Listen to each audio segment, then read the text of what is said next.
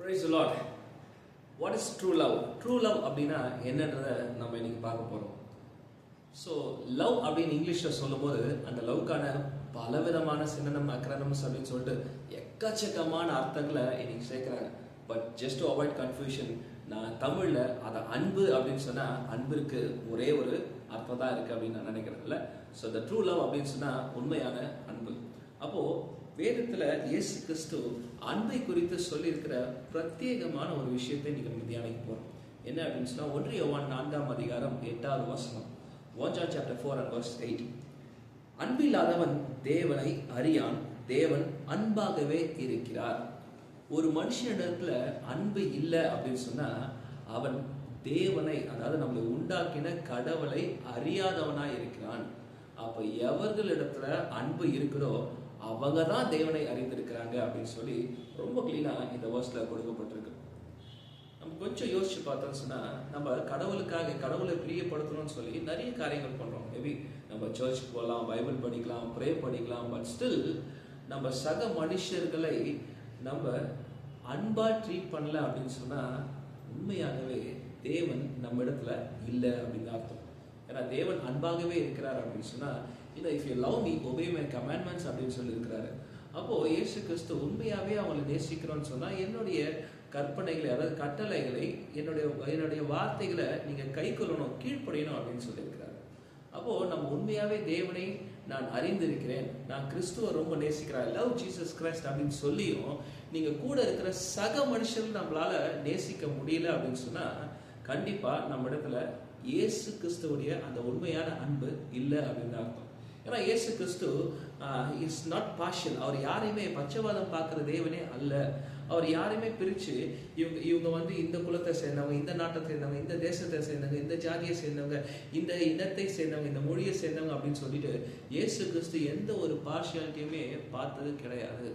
ஏன்னா இயேசு கிறிஸ்து தன்னுடைய சீஷர்களுக்கு அவர் ஃபைனல் கமாண்ட் கொடுக்கும்போது கூட நீங்க இந்த உலகத்துல சகல ஜனங்களுக்கும் போயிட்டு நீங்க சுவிசேஷத்தை அறிவிக்கணும் அப்படின்னு சொல்றாரு.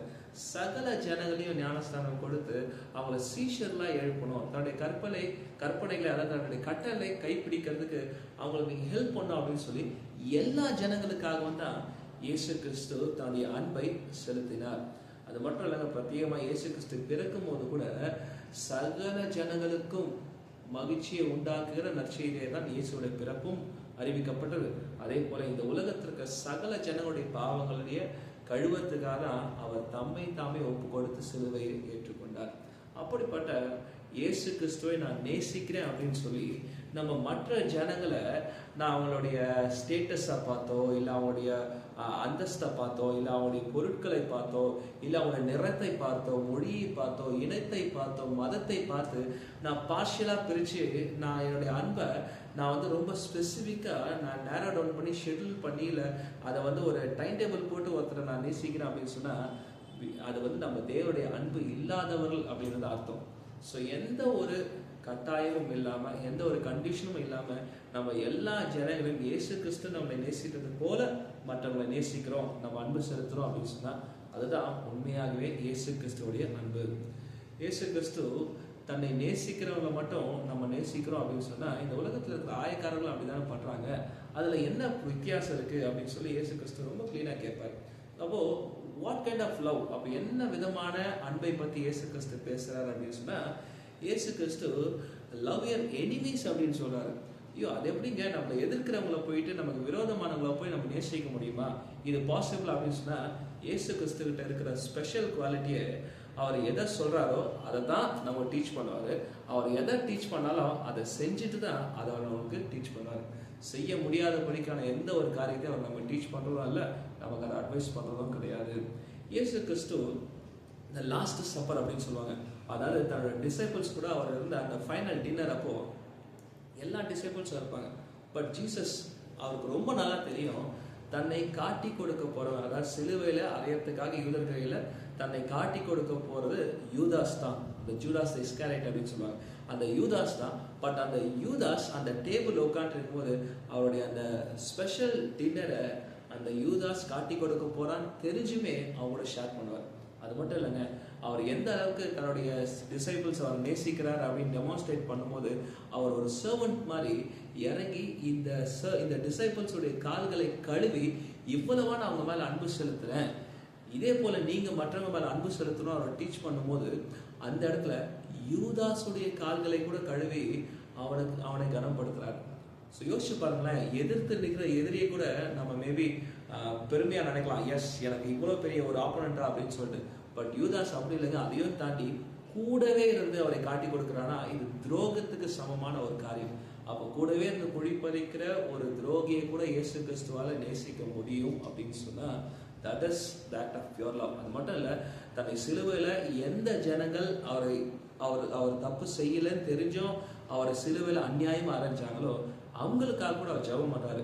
பிதாவே இவங்க என்ன செய்யறாங்கன்னு தெரியாம செய்யறாங்க, இவங்கள மன்னிங்கன்னு சொல்லி இயேசு கிறிஸ்துவால கேட்க முடியும் அப்படின்னு சொன்னா that is the simple, that is act of pure love அப்படின்னு சொல்லலாம்.